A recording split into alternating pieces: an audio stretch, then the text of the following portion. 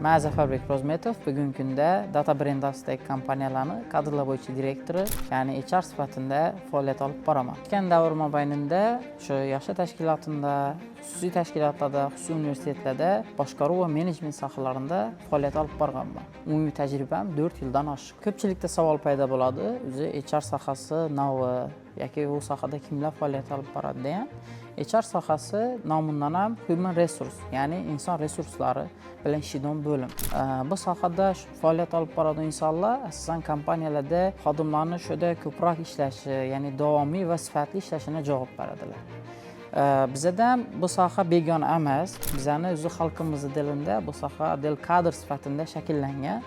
Ya'ni xodimlarning hujjatlarini yuritish, ularni ishga olish, ishdan bo'shatish yoki qaysidir vaziyatlarda arizalarini, tushuntirish xatlarini olish bilan hammamizda tanish.